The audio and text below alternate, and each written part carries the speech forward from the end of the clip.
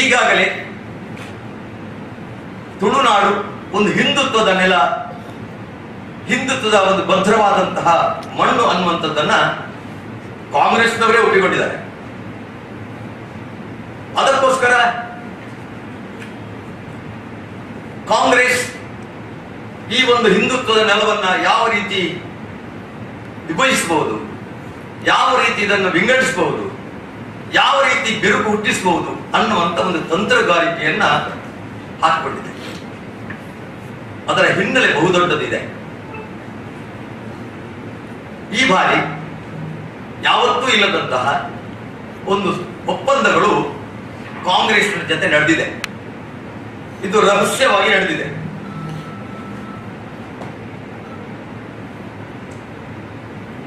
ರಾಹುಲ್ ಗಾಂಧಿ ಜೊತೆ Muslim league ಮತ್ತು SDP ನಡೆದಂತ ಒಂದು ಒಪ್ಪಂದ ಏನು ಅಂತ ಕೇಳಿದ್ರೆ,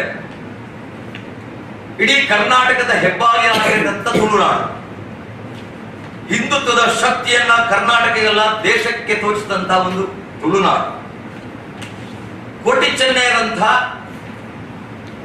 ಒಂದು ಅದ್ಭುತ ಶಕ್ತಿಯ ನಾಡು ತುಳುನಾಡು, ಜಾತಿ ಮತ ಭಾಷೆ ನೀರಿ ನಿಂತಹ ತುಳುನಾಡು, ಹಿಂದುತ್ವದ ಅಲೆ ಇರತಕ್ಕಂತ ಈ ಜಿಲ್ಲೆಯನ್ನ ಹೊಡೆಯುವ ಒಂದು ತಂತ್ರಗಾರಿಕೆಯನ್ನ ಕಾಂಗ್ರೆಸ್ ಹಣೆದಿದೆ.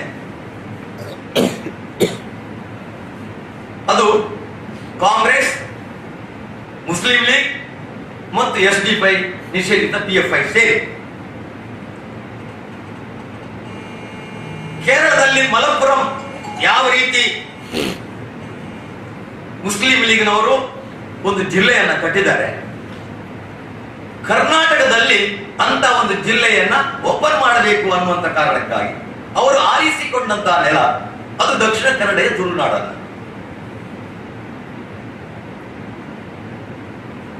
ಕರ್ನಾಟಕದ ಮಲಪ್ಪುರಂ ದಕ್ಷಿಣ ಕನ್ನಡ ಜಿಲ್ಲೆ ಆಗಬೇಕು ಅನ್ನುವಂಥದ್ದು ಕಾಂಗ್ರೆಸ್ಸಿನ ಷಡ್ಯಂತ್ರ. ಅದಕ್ಕೋಸ್ಕರ ಇಲ್ಲಿ ಅತ್ಯಂತ ಹೆಚ್ಚು ಸಂಖ್ಯೆ ಇರತಕ್ಕಂತಹ ಬಿಲ್ಲವರನ್ನ ಮೊದಲು ಹೊಡಿಬೇಕು. ಇಲ್ಲಿಯ ಹಿಂದೂ ಬಿಲ್ಲವರು, ಹಿಂದೂ ಬಂಟರು, ಹಿಂದೂ ಮೊಗವೀರರು, ಹಿಂದೂ ಕುಲಾಲರು ಇವರ ಮೊದಲೇ ಒಂದು ಬಿರುಕುಗಳನ್ನು ಹುಟ್ಟಿಸಬೇಕು. ಆ ಮುಖಾಂತರ ಕರ್ನಾಟಕದಲ್ಲಿ ಮುಸ್ಲಿಂ ತನ್ನ ಪಾದವನ್ನ ಬೆಳೆಸಬೇಕು ಅನ್ನುವಂಥ ಷಡ್ಯಂತ್ರ. ಅದಕ್ಕೊಂದು ನಿಮ್ಗೆ ಉದಾಹರಣೆಗಳನ್ನು ನಾನು ಕೊಡಬಲ್ಲೆ. ರಾಹುಲ್ ಗಾಂಧಿ ಸ್ಪರ್ಧೆ ಮಾಡುವುದು ಕೇರಳದ ವಯನಾಡ್ನಲ್ಲಿ. ಪಯೋನೀರ್ ಪತ್ರಿಕೆ, ಇಂಗ್ಲಿಷ್ ಪತ್ರಿಕೆ ಅಲ್ಲಿನ ಒಂದು ರಹಸ್ಯವನ್ನು ಬಿಡುಗಡೆ ಮಾಡಿದೆ. ಅದು ಏನು ರಹಸ್ಯ ಅಂತ ಕೇಳಿದ್ರೆ, ರಾಹುಲ್ ಗಾಂಧಿಗೆ ಮುಸ್ಲಿಂ ಲೀಗ್ ಸಪೋರ್ಟ್ ಮಾಡಬೇಕು ಅಂತಾದ್ರೆ ನಮ್ಮ ಎರಡು ವಿಚಾರಗಳನ್ನು ಒಪ್ಪಬೇಕು. ಒಂದು, ವಯನಾಡಿನಲ್ಲಿ ಯಾವ ಸಂದರ್ಭದಲ್ಲೂ ಕೂಡ ಕಾಂಗ್ರೆಸ್ ಫ್ಲಾಗ್ ಅನ್ನ ಹಾರಿಸಬಾರದು. ಚಿಹ್ನೆಯನ್ನು ನಿಮ್ಮ ಕಿಸೆಯಲ್ಲಿ ಇಟ್ಕೊಳ್ಳಿ, ಹೊರತು ಕಣ್ಣಿಗೆ ಕಾಣುವ ರೀತಿಯಲ್ಲಿ ಕಾಂಗ್ರೆಸ್ನ ಯಾವ ಚಿಹ್ನೆಗಳು ಯಾವ ಧ್ವಜಗಳು ಹಾರಬಾರದು. ಮುಖ್ಯಮಂತ್ರಿ ಆದಂತ ಕೇರಳದ ಪಿಣರಾಯಿ ಕಾಂಗ್ರೆಸ್ಸಿಗೆ ಒಂದು ಪ್ರಶ್ನೆ ಎತ್ತಿದ್ದಾರೆ. ಕಾಂಗ್ರೆಸ್ಸಿನ ಪ್ರಧಾನಮಂತ್ರಿ ಆಗತಕ್ಕಂತಹ ಒಬ್ಬ ನಾಯಕ ರಾಹುಲ್ ಗಾಂಧಿ ಸ್ಪರ್ಧೆ ಮಾಡುವಂತ ವಯನಾಡಿನಲ್ಲಿ ನಾಮಪತ್ರ ಸಲ್ಲಿಸುವ ಕಾಲಘಟ್ಟದಲ್ಲಿ ಒಂದೇ ಒಂದು ಕಾಂಗ್ರೆಸ್ ಫ್ಲಾಗ್ ಹಾರದಿಲ್ಲ, ಯಾಕೆ? ಉದ್ದೇಶ ಏನು? ಅದರ ರಹಸ್ಯ ಏನು ಅನ್ನುವುದನ್ನು ಪಿಣರಾಯಿ ಪ್ರಶ್ನೆ ಮಾಡಿದ್ದಾರೆ. ಅದನ್ನು ಪತ್ರಿಕೆಗಳು ಬಿಡುಗಡೆ ಮಾಡಿದೆ. ನಿಮಗೆ ಅದರ ಒಂದು ಆ ಪತ್ರಿಕೆಯ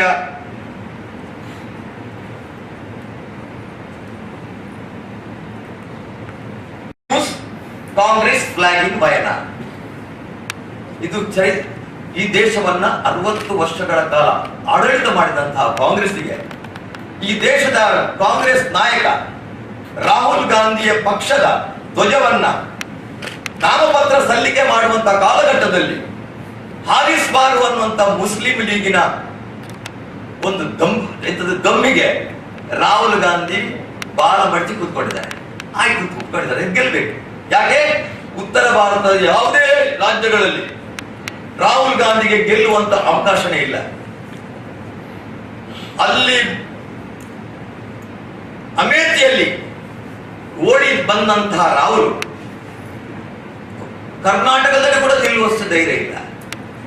ಸುಮಾರು 70% ಮುಸ್ಲಿಂ ಮತದಾರ ಇರತಕ್ಕಂಥ ವಯನಾಡಿನಲ್ಲಿ ನನ್ನ ಭವಿಷ್ಯಕ್ಕೆ ತೊಂದರೆ ಆಗಬಾರದು ಅನ್ನೋ ಕಾರಣ ನಿಂತಿದ್ದಾರೆ.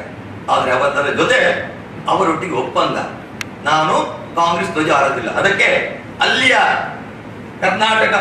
ಕೇರಳ ಪ್ರದೇಶ ಕಾಂಗ್ರೆಸ್ಸಿನ ಇನ್ಚಾರ್ಜ್ ಅಧ್ಯಕ್ಷರು ಎಂ ಹಸನ್ ಅವರ ಹತ್ರ ಪ್ರಶ್ನೆ ಕೇಳ್ತಾರೆ, ನೀವು ಫ್ಲಾಗ್ ಯಾಕೆ ಹಾಕಬಾರದು ಅಂತ ನಿಮಗೆ ಏನಾದರೂ ಆದೇಶ ಇದೆಯಾ?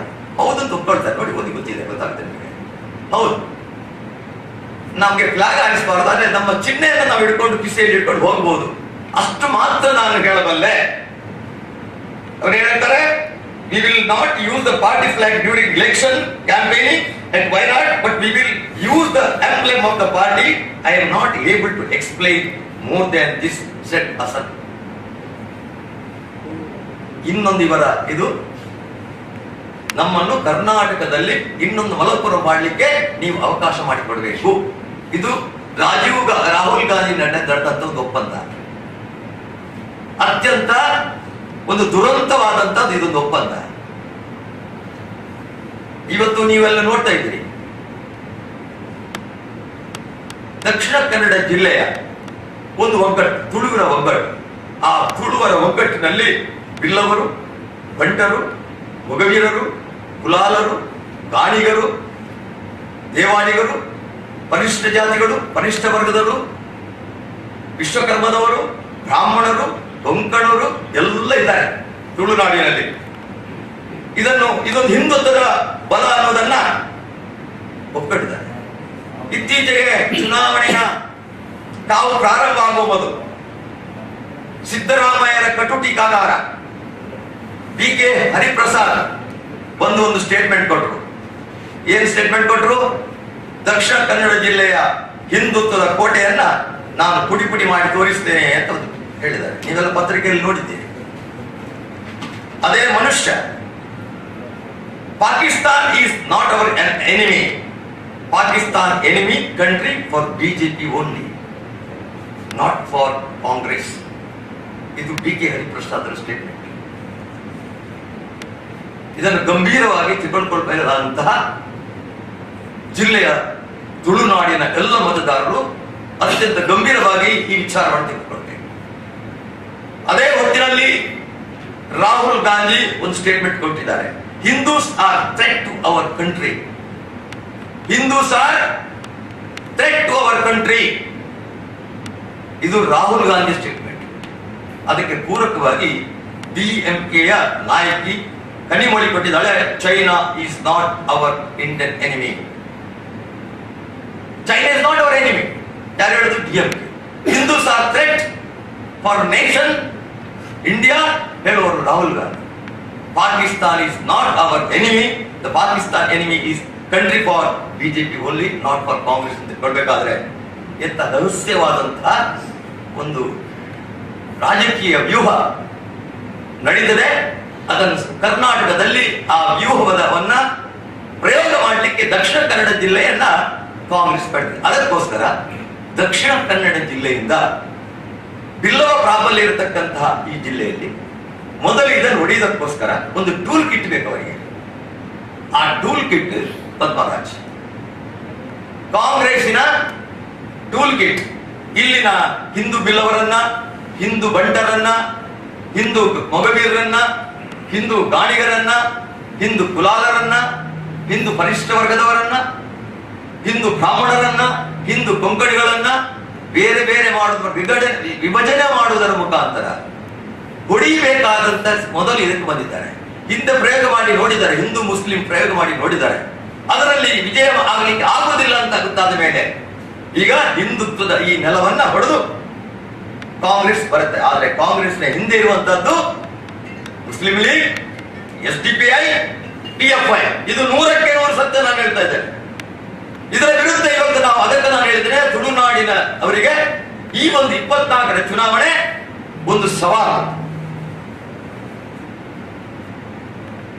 ಈಗ ಅದರ ಜೊತೆಯಲ್ಲಿ ಗುರು ವ್ರತವನ್ನು ಮೊದಲು ತೆಕ್ಕೊಂಡು, ಮೊನ್ನೆ ಮೋದಿ ಬಂದಿದ್ರು, ಅವರು ಮಾಲೆ ಹಾಕಿದ್ರು ನಾರಾಯಣ ಗುರುಗಳಿಗೆ ಹೋಗಿ. ಏನ್ ಹೇಳಿದ್ರು? ನಾರಾಯಣ ಗುರುಗಳಿಗೆ ಮಾಲೆ ಹಾಕುವಾಗ ಅವರ ಕಾಲು ಒಂದಲ್ಲಿ ಆ ಪೀಠದ ಕೆಳಗೆ ಮುಟ್ಟಿದ್ರು, ನಮ್ಮ ಬಿಲ್ಲವರ ಎದೆಗೆ ತುಳಿದಂತಾಗಿದೆ ಅಂತ ನ್ಯೂಸ್ ಮಾಡಿ ಸಾಮಾಜಿಕ ಜಾಲತಾಣಗಳಲ್ಲಿ ಹರಿಯಿತು.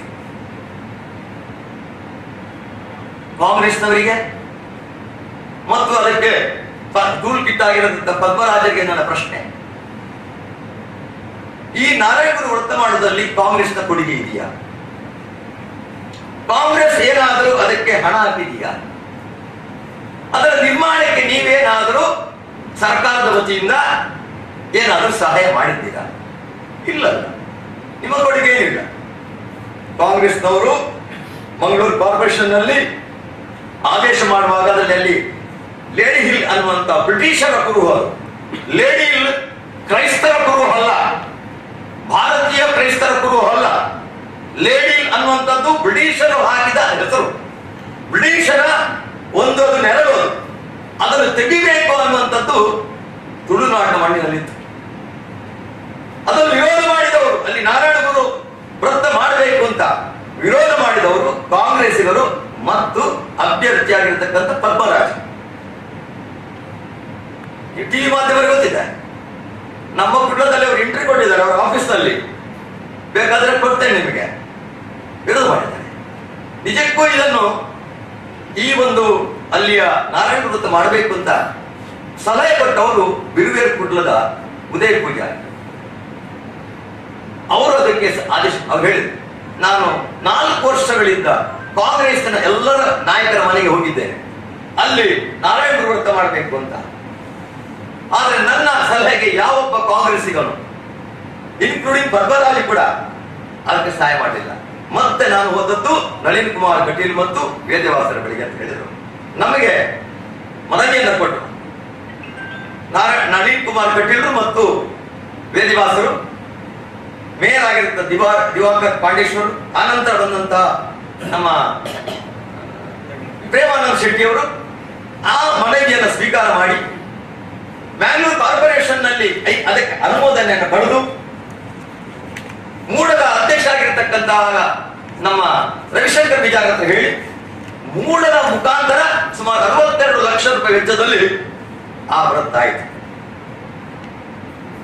ಇದರಲ್ಲಿ ಏನು ಕಾಂಗ್ರೆಸ್ನ ಕೊಡುಗೆ ಇಲ್ಲ.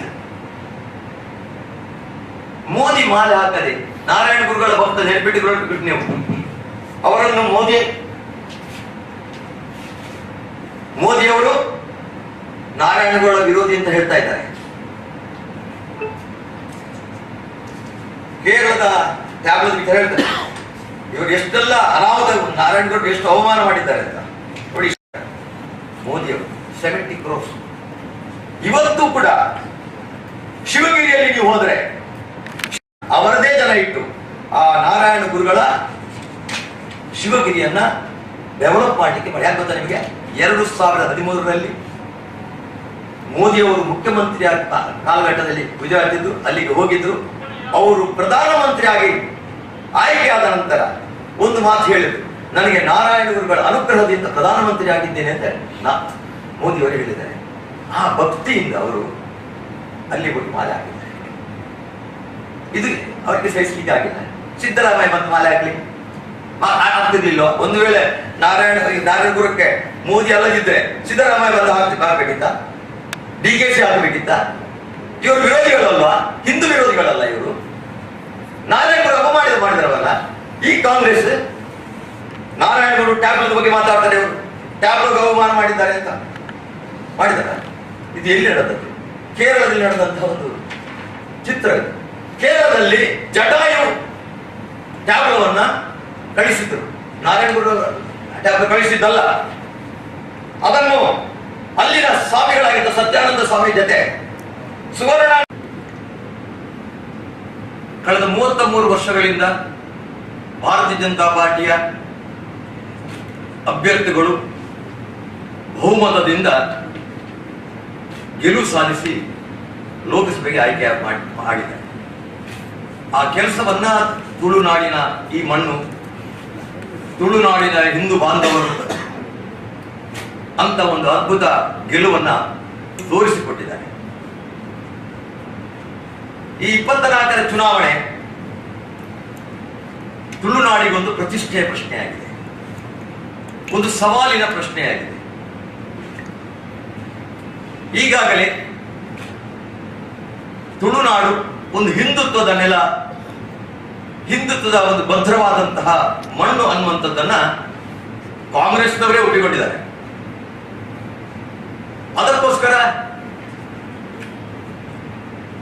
ಕಾಂಗ್ರೆಸ್ ಈ ಒಂದು ಹಿಂದುತ್ವದ ನೆಲವನ್ನ ಯಾವ ರೀತಿ ವಿಭಜಿಸಬಹುದು, ಯಾವ ರೀತಿ ಇದನ್ನು ವಿಂಗಡಿಸಬಹುದು, ಯಾವ ರೀತಿ ಬಿರುಕು ಹುಟ್ಟಿಸಬಹುದು ಅನ್ನುವಂತ ಒಂದು ತಂತ್ರಗಾರಿಕೆಯನ್ನ ಹಾಕಿಕೊಂಡಿದೆ. ಅದರ ಹಿನ್ನೆಲೆ ಬಹುದೊಡ್ಡದಿದೆ. ಈ ಬಾರಿ ಯಾವತ್ತೂ ಇಲ್ಲದಂತಹ ಒಂದು ಒಪ್ಪಂದಗಳು ಕಾಂಗ್ರೆಸ್ ಜೊತೆ ನಡೆದಿದೆ. ಇದು ರಹಸ್ಯವಾಗಿ ನಡೆದಿದೆ.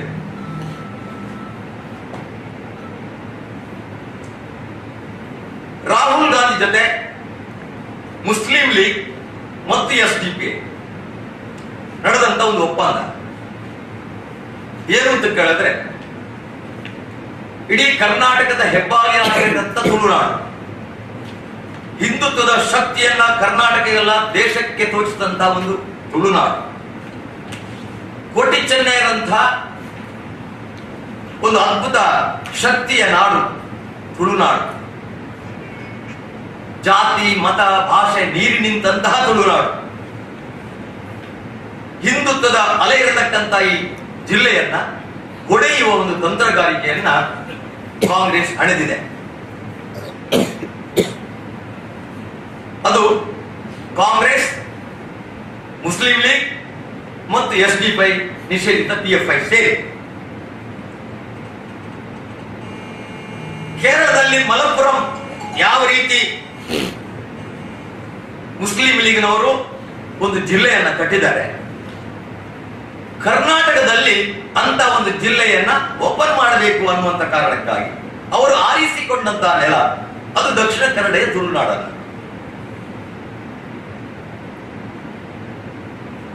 ಕರ್ನಾಟಕದ ಮಲಪ್ಪುರಂ ದಕ್ಷಿಣ ಕನ್ನಡ ಜಿಲ್ಲೆ ಆಗಬೇಕು ಅನ್ನುವಂಥದ್ದು ಕಾಂಗ್ರೆಸ್ಸಿನ ಷಡ್ಯಂತ್ರ.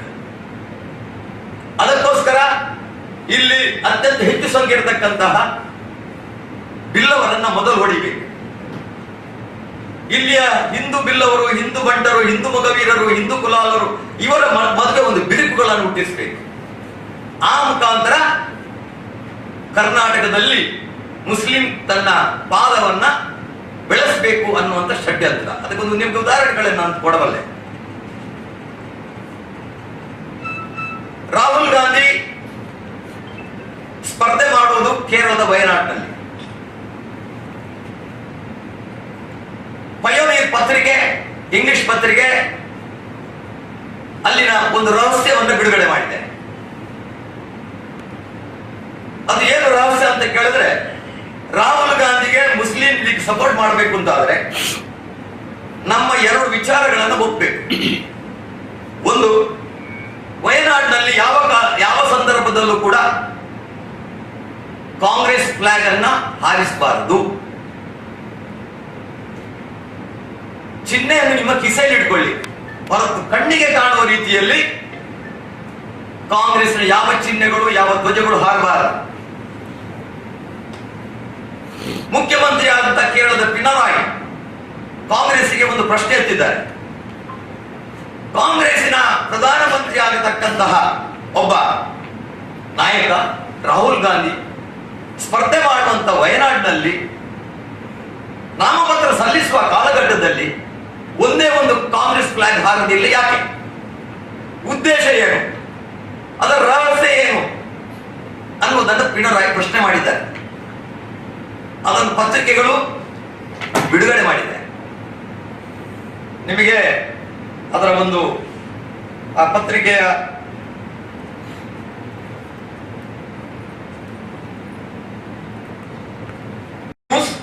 ಕಾಂಗ್ರೆಸ್ ಫ್ಲಾಗ್ ಇನ್ ವಯನಾಡ್.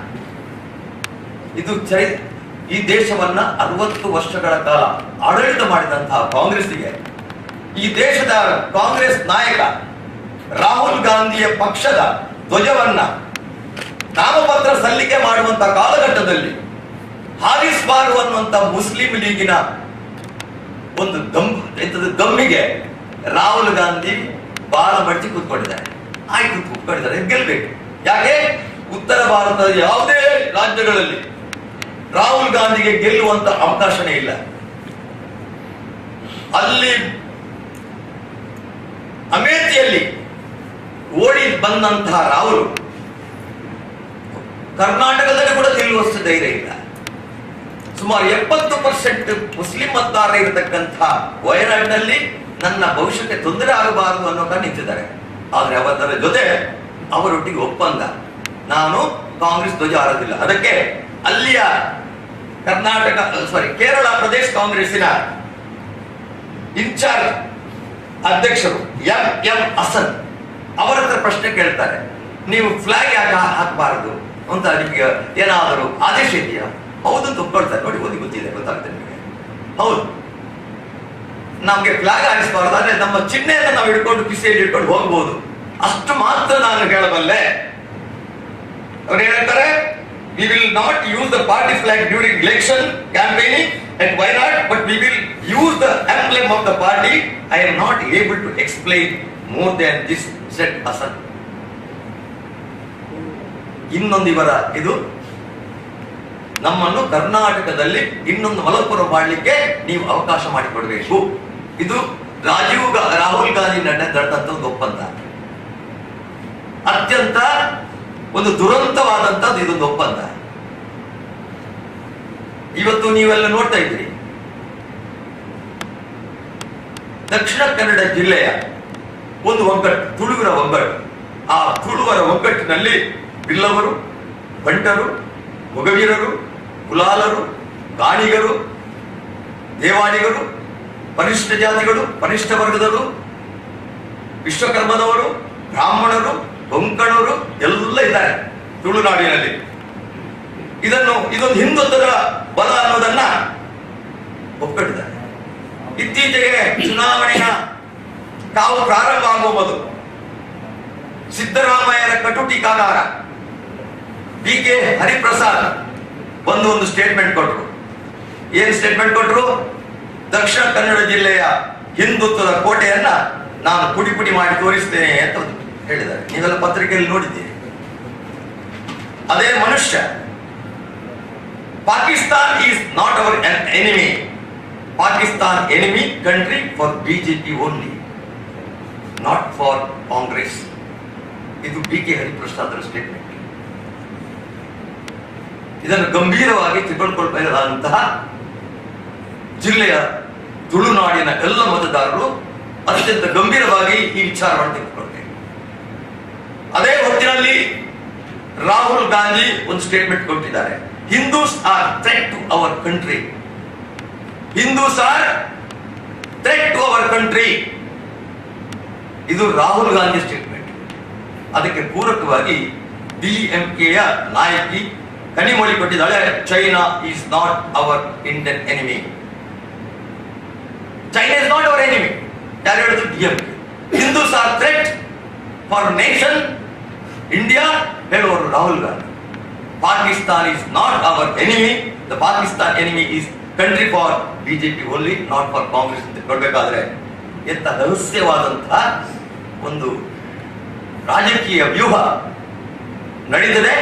ಅದನ್ನು ಕರ್ನಾಟಕದಲ್ಲಿ ಆ ವ್ಯೂಹವನ್ನ ಪ್ರಯೋಗ ಮಾಡಲಿಕ್ಕೆ ದಕ್ಷಿಣ ಕನ್ನಡ ಜಿಲ್ಲೆಯನ್ನ ಕಾಂಗ್ರೆಸ್ ಪಡೆದಿದೆ. ಅದಕ್ಕೋಸ್ಕರ ದಕ್ಷಿಣ ಕನ್ನಡ ಜಿಲ್ಲೆಯಿಂದ ಬಿಲ್ಲವ ಪ್ರಾಬಲ್ಯ ಇರತಕ್ಕಂತಹ ಈ ಜಿಲ್ಲೆಯಲ್ಲಿ ಮೊದಲು ಇದನ್ನು ಹೊಡೆಯುವುದಕ್ಕೋಸ್ಕರ ಒಂದು ಟೂಲ್ ಕಿಟ್ ಬೇಕು ಅವರಿಗೆ. ಆ ಟೂಲ್ ಕಿಟ್ ಪದ್ಮರಾಜ್. ಕಾಂಗ್ರೆಸ್ಸಿನ ಟೂಲ್ ಕಿಟ್ ಇಲ್ಲಿನ ಹಿಂದೂ ಬಿಲ್ಲವರನ್ನ, ಹಿಂದೂ ಬಂಟರನ್ನ, ಹಿಂದೂ ಮೊಗವೀರರನ್ನ, ಹಿಂದೂ ಗಾಣಿಗರನ್ನ, ಹಿಂದೂ ಕುಲಾಲರನ್ನ, ಹಿಂದೂ ಪರಿಶಿಷ್ಟ ವರ್ಗದವರನ್ನ, ಹಿಂದೂ ಬ್ರಾಹ್ಮಣರನ್ನ, ಹಿಂದೂ ಕೊಂಕಣಿಗಳನ್ನ ಬೇರೆ ಬೇರೆ ಮಾಡುವುದರ ವಿಭಜನೆ ಮಾಡುವುದರ ಮುಖಾಂತರ ಹೊಡಿಬೇಕಾದಂತ ಮೊದಲು ಇದಕ್ಕೆ ಬಂದಿದ್ದಾರೆ. ಹಿಂದೆ ಪ್ರಯೋಗ ಮಾಡಿ ನೋಡಿದ್ದಾರೆ, ಹಿಂದೂ ಮುಸ್ಲಿಂ ಪ್ರಯೋಗ ಮಾಡಿ ನೋಡಿದ್ದಾರೆ. ಅದರಲ್ಲಿ ವಿಜಯ ಆಗಲಿಕ್ಕೆ ಆಗುವುದಿಲ್ಲ ಅಂತ ಗೊತ್ತಾದ ಮೇಲೆ ಈಗ ಹಿಂದುತ್ವದ ಈ ನೆಲವನ್ನ ಹೊಡೆದು ಕಾಂಗ್ರೆಸ್ ಬರುತ್ತೆ. ಆದ್ರೆ ಕಾಂಗ್ರೆಸ್ನ ಹಿಂದೆ ಇರುವಂತದ್ದು ಮುಸ್ಲಿಂ ಲೀಗ್, SDPI, PFI. ಇದು 100ಕ್ಕೆ 100 ಸತ್ಯ ನಾನು ಹೇಳ್ತಾ ಇದ್ದೇನೆ. ಇದರ ವಿರುದ್ಧ ಇವತ್ತು ನಾವು ಅದಕ್ಕೆ ನಾನು ಹೇಳಿದ್ರೆ ತುಳುನಾಡಿನ ಅವರಿಗೆ ಈ ಒಂದು 24ರ ಚುನಾವಣೆ ಒಂದು ಸವಾಲು. ಈಗ ಅದರ ಜೊತೆಯಲ್ಲಿ ಅವರು ವ್ರತವನ್ನ ಮೊದಲು ತೆಕ್ಕೊಂಡು ಮೊನ್ನೆ ಮೋದಿ ಬಂದಿದ್ರು, ಅವರು ಮಾಲೆ ಹಾಕಿದ್ರು ನಾರಾಯಣ ಗುರುಗಳಿಗೆ ಹೋಗಿ. ಏನ್ ಹೇಳಿದ್ರು? ನಾರಾಯಣ ಗುರುಗಳಿಗೆ ಮಾಲೆ ಹಾಕುವಾಗ ಅವರ ಕಾಲು ಒಂದಲ್ಲಿ ಆ ಪೀಠದ ಕೆಳಗೆ ಮುಟ್ಟಿದ್ರು, ನಮ್ಮ ಬಿಲ್ಲವರ ಎದೆಗೆ ತುಳಿದಂತಾಗಿದೆ ಅಂತ ನ್ಯೂಸ್ ಮಾಡಿ ಸಾಮಾಜಿಕ ಜಾಲತಾಣಗಳಲ್ಲಿ ಹರಿಯಿತು. ಕಾಂಗ್ರೆಸ್ನವರಿಗೆ ಮತ್ತು ಅದಕ್ಕೆ ಟೂಲ್ ಕಿಟ್ ಆಗಿರತಕ್ಕ ಪದ್ಮರಾಜರಿಗೆ ನನ್ನ ಪ್ರಶ್ನೆ, ಈ ನಾರಾಯಣ ಗುರು ವ್ರತ ಮಾಡುವುದರಲ್ಲಿ ಕಾಂಗ್ರೆಸ್ನ ಕೊಡುಗೆ ಇದೆಯಾ? ಕಾಂಗ್ರೆಸ್ ಏನಾದರೂ ಅದಕ್ಕೆ ಹಣ ಹಾಕಿದೆಯಾ? ಅದರ ನಿರ್ಮಾಣಕ್ಕೆ ನೀವೇನಾದರೂ ಸರ್ಕಾರದ ವತಿಯಿಂದ ಏನಾದರೂ ಸಹಾಯ ಮಾಡಿದ್ದೀರಾ? ಇಲ್ಲಲ್ಲ, ನಿಮ್ಮ ಕೊಡುಗೆ ಏನಿಲ್ಲ. ಕಾಂಗ್ರೆಸ್ನವರು ಮಂಗಳೂರು ಕಾರ್ಪೊರೇಷನ್ ನಲ್ಲಿ ಆದೇಶ ಮಾಡುವಾಗ ಅದರಲ್ಲಿ ಲೇಡಿ ಹಿಲ್ ಅನ್ನುವಂತ ಬ್ರಿಟಿಷರ ಕುರುಹು, ಲೇಡಿ ಹಿಲ್ ಕ್ರೈಸ್ತರ ಕುರುಹು ಅಲ್ಲ, ಭಾರತೀಯ ಕ್ರೈಸ್ತರ ಕುರುಹು ಅಲ್ಲ. ಲೇಡಿ ಅನ್ನುವಂಥದ್ದು ಬ್ರಿಟಿಷರು ಹಾಕಿದ ಹೆಸರು, ಬ್ರಿಟಿಷರ ಒಂದು ನೆರಳು, ಅದನ್ನು ತೆಗಿಬೇಕು ಅನ್ನುವಂಥದ್ದು ತುಳುನಾಡಿನ ಮಣ್ಣಿನಲ್ಲಿತ್ತು. ಅದನ್ನು ವಿರೋಧ ಮಾಡಿದವರು, ಅಲ್ಲಿ ನಾರಾಯಣ ಗುರು ವ್ರತ ಮಾಡಬೇಕು ಅಂತ ವಿರೋಧ ಮಾಡಿದವರು ಕಾಂಗ್ರೆಸ್ಸಿಗರು ಮತ್ತು ಅಭ್ಯರ್ಥಿಯಾಗಿರ್ತಕ್ಕಂಥ ಪದ್ಮರಾಜ್. ಟಿವಿ ಮಾಧ್ಯಮರಿಗೆ ಗೊತ್ತಿದೆ, ನಮ್ಮ ಕುಟುಂಬದಲ್ಲಿ ಅವರು ಎಂಟ್ರಿ ಕೊಟ್ಟಿದ್ದಾರೆ ಅವರ ಆಫೀಸ್ನಲ್ಲಿ, ಬೇಕಾದ್ರೆ ಕೊಡ್ತೇನೆ ನಿಮಗೆ.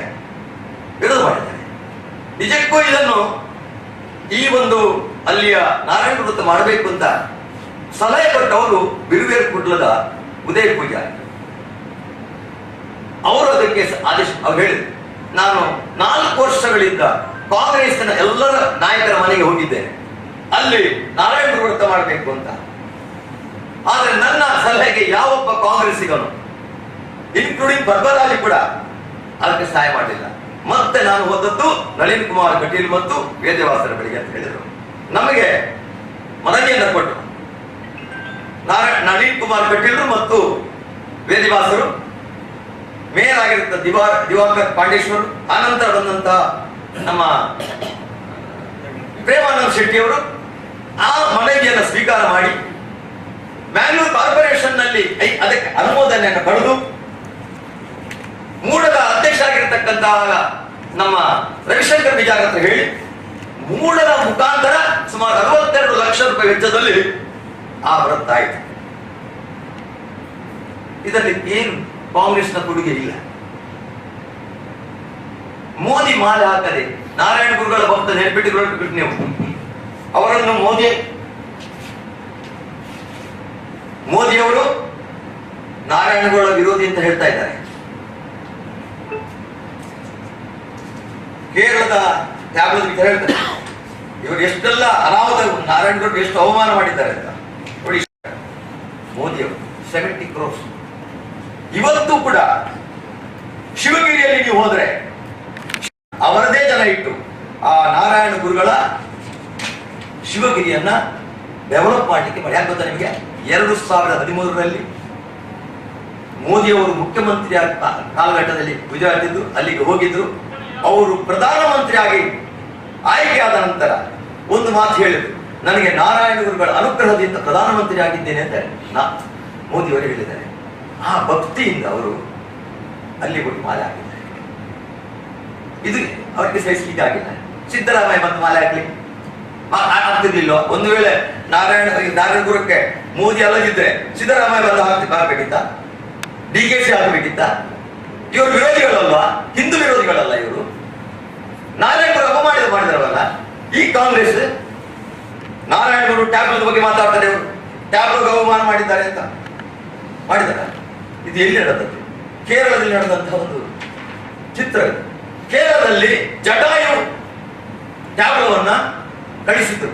ನಾರಾಯಣ ಗುರು ಟ್ಯಾಬ್ಲ ಕಳಿಸಿದ್ದಲ್ಲ, ಅದನ್ನು ಅಲ್ಲಿನ ಸ್ವಾಮಿಗಳಾಗಿದ್ದ ಸತ್ಯಾನಂದ ಸ್ವಾಮಿ ಜೊತೆ ಸುವರ್ಣ ಕಳೆದ 33 ವರ್ಷಗಳಿಂದ ಭಾರತೀಯ ಜನತಾ ಪಾರ್ಟಿಯ ಅಭ್ಯರ್ಥಿಗಳು ಬಹುಮತದಿಂದ ಗೆಲುವು ಸಾಧಿಸಿ ಲೋಕಸಭೆಗೆ ಆಯ್ಕೆ ಮಾಡಿದ್ದಾರೆ. ಆ ಕೆಲಸವನ್ನ ತುಳುನಾಡಿನ ಈ ಮಣ್ಣು, ತುಳುನಾಡಿನ ಹಿಂದೂ ಬಾಂಧವರು ಅಂತ ಒಂದು ಅದ್ಭುತ ಗೆಲುವನ್ನ ತೋರಿಸಿಕೊಟ್ಟಿದ್ದಾರೆ. ಈ 24ರ ಚುನಾವಣೆ ತುಳುನಾಡಿಗೊಂದು ಪ್ರತಿಷ್ಠೆಯ ಪ್ರಶ್ನೆಯಾಗಿದೆ, ಒಂದು ಸವಾಲಿನ ಪ್ರಶ್ನೆಯಾಗಿದೆ. ಈಗಾಗಲೇ ತುಳುನಾಡು ಒಂದು ಹಿಂದುತ್ವದ ನೆಲ, ಹಿಂದುತ್ವದ ಒಂದು ಭದ್ರವಾದಂತಹ ಮಣ್ಣು ಅನ್ನುವಂಥದ್ದನ್ನ ಕಾಂಗ್ರೆಸ್ನವರೇ ಒಪ್ಪಿಕೊಂಡಿದ್ದಾರೆ. ಅದಕ್ಕೋಸ್ಕರ ಕಾಂಗ್ರೆಸ್ ಈ ಒಂದು ಹಿಂದುತ್ವದ ನೆಲವನ್ನ ಯಾವ ರೀತಿ ವಿಭಜಿಸಬಹುದು, ಯಾವ ರೀತಿ ಇದನ್ನು ವಿಂಗಡಿಸಬಹುದು, ಯಾವ ರೀತಿ ಬಿರುಕು ಹುಟ್ಟಿಸಬಹುದು ಅನ್ನುವಂತ ಒಂದು ತಂತ್ರಗಾರಿಕೆಯನ್ನ ಹಾಕಿಕೊಂಡಿದೆ. ಅದರ ಹಿನ್ನೆಲೆ ಬಹುದೊಡ್ಡದಿದೆ. ಈ ಬಾರಿ ಯಾವತ್ತೂ ಇಲ್ಲದಂತಹ ಒಂದು ಒಪ್ಪಂದಗಳು ಕಾಂಗ್ರೆಸ್ ಜೊತೆ ನಡೆದಿದೆ. ಇದು ರಹಸ್ಯವಾಗಿ ನಡೆದಿದೆ.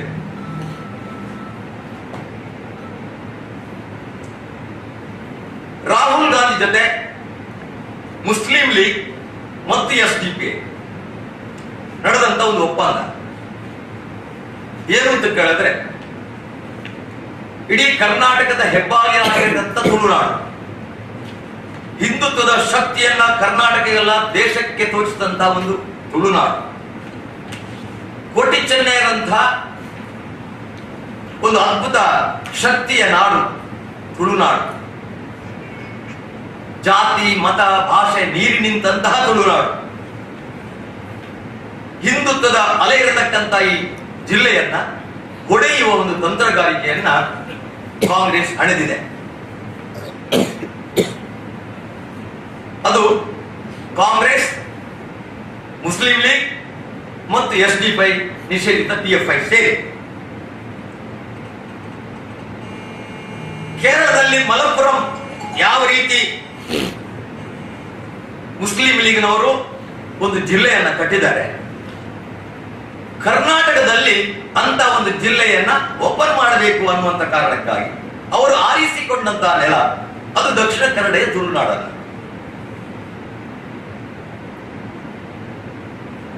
ಕರ್ನಾಟಕದ ಮಲಪ್ಪುರಂ ದಕ್ಷಿಣ ಕನ್ನಡ ಜಿಲ್ಲೆ ಆಗಬೇಕು ಅನ್ನುವಂಥದ್ದು ಕಾಂಗ್ರೆಸ್ಸಿನ ಷಡ್ಯಂತ್ರ. ಅದಕ್ಕೋಸ್ಕರ ಇಲ್ಲಿ ಅತ್ಯಂತ ಹೆಚ್ಚು ಸಂಖ್ಯೆ ಇರತಕ್ಕಂತಹ ಬಿಲ್ಲವರನ್ನ ಮೊದಲು ಹೊಡಿಬೇಕು. ಇಲ್ಲಿಯ ಹಿಂದೂ ಬಿಲ್ಲವರು, ಹಿಂದೂ ಬಂಟರು, ಹಿಂದೂ ಮೊಗವೀರರು, ಹಿಂದೂ ಕುಲಾಲರು ಇವರ ಮದುವೆ ಒಂದು ಬಿರುಕುಗಳನ್ನು ಹುಟ್ಟಿಸಬೇಕು. ಆ ಮುಖಾಂತರ ಕರ್ನಾಟಕದಲ್ಲಿ ಮುಸ್ಲಿಂ ತನ್ನ ಪಾದವನ್ನ ಬೆಳೆಸಬೇಕು ಅನ್ನುವಂತ ಷಡ್ಯಂತ್ರ. ಅದಕ್ಕೊಂದು ನಿಮ್ಗೆ ಉದಾಹರಣೆಗಳನ್ನು ನಾನು ಕೊಡಬಲ್ಲೆ. ರಾಹುಲ್ ಗಾಂಧಿ ಸ್ಪರ್ಧೆ ಮಾಡುವುದು ಕೇರಳದ ವಯನಾಡಿನಲ್ಲಿ. ಪಯೋನೀರ್ ಪತ್ರಿಕೆ, ಇಂಗ್ಲಿಷ್ ಪತ್ರಿಕೆ ಅಲ್ಲಿನ ಒಂದು ರಹಸ್ಯವನ್ನು ಬಿಡುಗಡೆ ಮಾಡಿದೆ. ಅದು ಏನು ರಹಸ್ಯ ಅಂತ ಕೇಳಿದ್ರೆ, ರಾಹುಲ್ ಗಾಂಧಿಗೆ ಮುಸ್ಲಿಂ ಲೀಗ್ ಸಪೋರ್ಟ್ ಮಾಡಬೇಕು ಅಂತಾದ್ರೆ ನಮ್ಮ ಎರಡು ವಿಚಾರಗಳನ್ನು ಒಪ್ಪಬೇಕು. ಒಂದು, ವಯನಾಡಿನಲ್ಲಿ ಯಾವ ಸಂದರ್ಭದಲ್ಲೂ ಕೂಡ ಕಾಂಗ್ರೆಸ್ ಫ್ಲಾಗ್ ಅನ್ನ ಹಾರಿಸಬಾರದು. ಚಿಹ್ನೆಯನ್ನು ನಿಮ್ಮ ಕಿಸೆಯಲ್ಲಿ ಇಟ್ಕೊಳ್ಳಿ, ಹೊರತು ಕಣ್ಣಿಗೆ ಕಾಣುವ ರೀತಿಯಲ್ಲಿ ಕಾಂಗ್ರೆಸ್ನ ಯಾವ ಚಿಹ್ನೆಗಳು ಯಾವ ಧ್ವಜಗಳು ಹಾರಬಾರದು. ಮುಖ್ಯಮಂತ್ರಿ ಆದಂತ ಕೇರಳದ ಪಿಣರಾಯಿ ಕಾಂಗ್ರೆಸ್ಸಿಗೆ ಒಂದು ಪ್ರಶ್ನೆ ಎತ್ತಿದ್ದಾರೆ.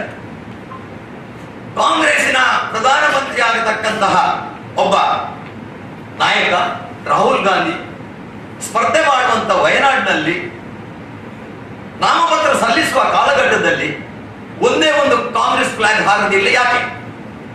ಉದ್ದೇಶ ಏನು? ಅದರ ರಹಸ್ಯ ಏನು ಅನ್ನುವುದನ್ನು ಪಿಣರಾಯಿ ಪ್ರಶ್ನೆ ಮಾಡಿದ್ದಾರೆ. ಅದನ್ನು ಪತ್ರಿಕೆಗಳು ಬಿಡುಗಡೆ ಮಾಡಿದೆ.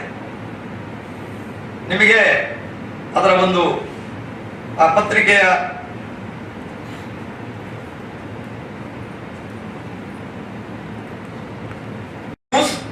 ಕಾಂಗ್ರೆಸ್ ಫ್ಲಾಗಿಂಗ್ ವಯನಾಡ್, ಇದು ಈ ದೇಶವನ್ನ 60 ವರ್ಷಗಳ ಕಾಲ ಆಡಳಿತ ಮಾಡಿದಂತಹ ಕಾಂಗ್ರೆಸ್ಸಿಗೆ ಈ ದೇಶದ ಕಾಂಗ್ರೆಸ್ ನಾಯಕ ರಾಹುಲ್ ಗಾಂಧಿಯ ಪಕ್ಷದ ಧ್ವಜವನ್ನ ನಾಮಪತ್ರ ಸಲ್ಲಿಕೆ ಮಾಡುವಂತಹ ಕಾಲಘಟ್ಟದಲ್ಲಿ ಹಾರಿಸಬಾರದು ಅನ್ನುವಂತ ಮುಸ್ಲಿಂ ಲೀಗಿನ ಒಂದು ಗಮ್ಮಿಗೆ ರಾಹುಲ್ ಗಾಂಧಿ ಬಾಲ ಮಡಚಿ ಕೂತ್ಕೊಂಡಿದ್ದಾರೆ.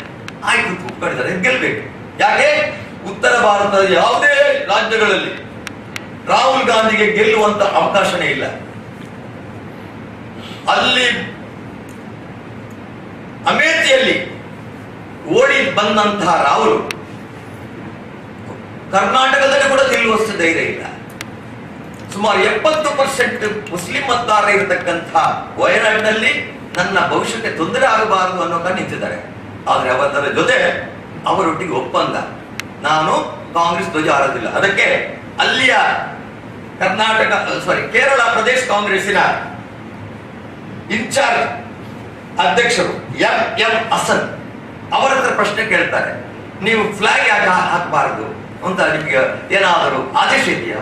ಹೌದು ಅಂತ ಒಪ್ಕೊಳ್ತಾರೆ. ನೋಡಿ, ಒಂದು ಗೊತ್ತಿದೆ, ಗೊತ್ತಾಗ್ತದೆ ನಿಮಗೆ. ಹೌದು, ನಮ್ಗೆ ಫ್ಲಾಗ್ ಹಾರಿಸಬಾರ್ದು, ಆದ್ರೆ ನಮ್ಮ ಚಿಹ್ನೆಯನ್ನು ನಾವು ಹಿಡ್ಕೊಂಡು ಕಿಸೆಯಲ್ಲಿ ಹಿಡ್ಕೊಂಡು ಹೋಗ್ಬೋದು, ಅಷ್ಟು ಮಾತ್ರ ನಾನು ಹೇಳಬಲ್ಲೆ. ಅವ್ರು ಹೇಳ್ತಾರೆ, we will not use the party flag during election campaigning at Wayanad, but we will use the emblem of the party. I am not able to explain more than this, said Hassan. ಇನ್ನೊಂದು ಇವರ ಇದು ನಮ್ಮನ್ನು ಕರ್ನಾಟಕದಲ್ಲಿ ಇನ್ನೊಂದು ಮಲಪುರ ಮಾಡಲಿಕ್ಕೆ ನೀವು ಅವಕಾಶ ಮಾಡಿಕೊಡ್ಬೇಕು. ಇದು ರಾಹುಲ್ ಗಾಂಧಿ ನಡೆದಂತ ಒಂದು ಒಪ್ಪಂದ. ಅತ್ಯಂತ ಒಂದು ದುರಂತವಾದಂತದ್ದು ಇದೊಂದು ಒಪ್ಪಂದ. ಇವತ್ತು ನೀವೆಲ್ಲ ನೋಡ್ತಾ ಇದ್ದೀರಿ, ದಕ್ಷಿಣ ಕನ್ನಡ ಜಿಲ್ಲೆಯ ಒಂದು ಒಗ್ಗಟ್ಟು, ತುಳುವರ ಒಗ್ಗಟ್ಟು.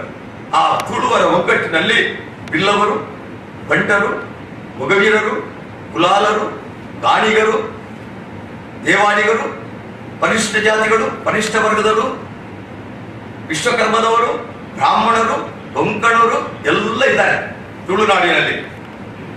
ಇದೊಂದು ಹಿಂದುತ್ವದ ಬಲ ಅನ್ನೋದನ್ನ ಒಪ್ಪಿಟ್ಟಿದ್ದಾರೆ.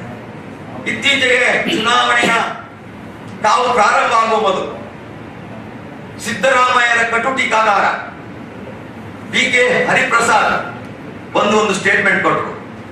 ಏನ್ ಸ್ಟೇಟ್ಮೆಂಟ್ ಕೊಟ್ಟರು?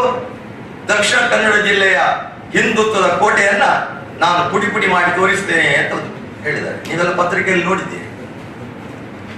ಅದೇ ಮನುಷ್ಯ, Pakistan is not our enemy, Pakistan enemy country for BJP only, not for Congress. ಇದು BK ಹರಿಪ್ರಸಾದ್ ಸ್ಟೇಟ್ಮೆಂಟ್. ಇದನ್ನು ಗಂಭೀರವಾಗಿ ತಿಳ್ಕೊಳ್ಬೇಕಾದಂತಹ ಜಿಲ್ಲೆಯ ತುಳುನಾಡಿನ ಎಲ್ಲ ಮತದಾರರು ಅತ್ಯಂತ ಗಂಭೀರವಾಗಿ ಈ ವಿಚಾರವನ್ನು ತೆಗೆದುಕೊಳ್ಬೇಕು. ಅದೇ ಹೊತ್ತಿನಲ್ಲಿ ರಾಹುಲ್ ಗಾಂಧಿ ಒಂದು ಸ್ಟೇಟ್ಮೆಂಟ್ ಕೊಟ್ಟಿದ್ದಾರೆ, Hindus are threat to our country, Hindus are threat to our country. ಇದು ರಾಹುಲ್ ಗಾಂಧಿ ಸ್ಟೇಟ್ಮೆಂಟ್. ಅದಕ್ಕೆ ಪೂರಕವಾಗಿ DMKಯ ನಾಯಕಿ ಕನಿಮೊಳಿ ಕೊಟ್ಟಿದ್ದಾಳೆ, China is not our Indian enemy. China is not our enemy. ಯಾರು ಹೇಳಿದ್ರು? DMK. Hindus are threat for nation India ಹೇಳುವರು Rahul Gandhi. Pakistan is not our enemy, the Pakistan enemy is country for BJP only, not for Congress ಅಂತ ಕೊಡ್ಬೇಕಾದ್ರೆ ಎಂತ ರಹಸ್ಯವಾದಂತಹ ಒಂದು ರಾಜಕೀಯ ವ್ಯೂಹ ನಡೀತದೆ. ಅದನ್ನು ಕರ್ನಾಟಕದಲ್ಲಿ ಆ ವ್ಯೂಹವನ್ನ ಪ್ರಯೋಗ ಮಾಡಲಿಕ್ಕೆ ದಕ್ಷಿಣ ಕನ್ನಡ ಜಿಲ್ಲೆಯನ್ನ ಕಾಂಗ್ರೆಸ್ ಪಡೆದಿದೆ. ಅದಕ್ಕೋಸ್ಕರ ದಕ್ಷಿಣ ಕನ್ನಡ ಜಿಲ್ಲೆಯಿಂದ ಬಿಲ್ಲವ ಪ್ರಾಬಲ್ಯ ಇರತಕ್ಕಂತಹ ಈ ಜಿಲ್ಲೆಯಲ್ಲಿ ಮೊದಲು ಇದನ್ನು ಹೊಡೆಯೋದಕ್ಕೋಸ್ಕರ ಒಂದು ಟೂಲ್ ಕಿಟ್ ಬೇಕು ಅವರಿಗೆ. ಆ ಟೂಲ್ ಕಿಟ್ ಪದ್ಮರಾಜ್. ಕಾಂಗ್ರೆಸ್ಸಿನ ಟೂಲ್ ಕಿಟ್ ಇಲ್ಲಿನ ಹಿಂದೂ ಬಿಲ್ಲವರನ್ನ, ಹಿಂದೂ ಬಂಟರನ್ನ, ಹಿಂದೂ ಮೊಗವೀರರನ್ನ, ಹಿಂದೂ ಗಾಣಿಗರನ್ನ, ಹಿಂದೂ ಕುಲಾಲರನ್ನ, ಹಿಂದೂ ಪರಿಷ್ಠ ವರ್ಗದವರನ್ನ, ಹಿಂದೂ ಬ್ರಾಹ್ಮಣರನ್ನ, ಹಿಂದೂ ಕೊಂಕಣಿಗಳನ್ನ ಬೇರೆ ಬೇರೆ ವಿಭಜನೆ ಮಾಡುವುದರ ಮುಖಾಂತರ ಹೊಡಿಬೇಕಾದಂತ ಮೊದಲು ಇದಕ್ಕೆ ಬಂದಿದ್ದಾರೆ. ಹಿಂದೆ ಪ್ರಯೋಗ ಮಾಡಿ ನೋಡಿದ್ದಾರೆ, ಹಿಂದೂ ಮುಸ್ಲಿಂ ಪ್ರಯೋಗ ಮಾಡಿ ನೋಡಿದ್ದಾರೆ. ಅದರಲ್ಲಿ ವಿಜಯ ಆಗಲಿಕ್ಕೆ ಆಗುವುದಿಲ್ಲ ಅಂತ ಗೊತ್ತಾದ ಮೇಲೆ ಈಗ ಹಿಂದುತ್ವದ ಈ ನೆಲವನ್ನ ಹೊಡೆದು ಕಾಂಗ್ರೆಸ್ ಬರುತ್ತೆ. ಆದ್ರೆ ಕಾಂಗ್ರೆಸ್ನ ಹಿಂದೆ ಇರುವಂತದ್ದು ಮುಸ್ಲಿಂ ಲೀಗ್, SDPI, PFI. ಇದು 100ಕ್ಕೆ 100 ಸತ್ಯ ನಾನು ಹೇಳ್ತಾ ಇದ್ದೇನೆ. ಇದರ ವಿರುದ್ಧ ಇವತ್ತು ನಾವು ಅದಕ್ಕೆ ನಾನು ಹೇಳಿದ್ದೇನೆ, ತುಳುನಾಡಿನ ಅವರಿಗೆ ಈ ಒಂದು 24ರ ಚುನಾವಣೆ ಒಂದು ಸವಾಲು. ಈಗ ಅದರ ಜೊತೆಯಲ್ಲಿ ಗುರು ವ್ರತವನ್ನ ಮೊದಲು ತೆಕ್ಕೊಂಡು, ಮೊನ್ನೆ ಮೋದಿ ಬಂದಿದ್ರು, ಅವರು ಮಾಲೆ ಹಾಕಿದ್ರು ನಾರಾಯಣ ಗುರುಗಳಿಗೆ ಹೋಗಿ. ಏನ್ ಹೇಳಿದ್ರು?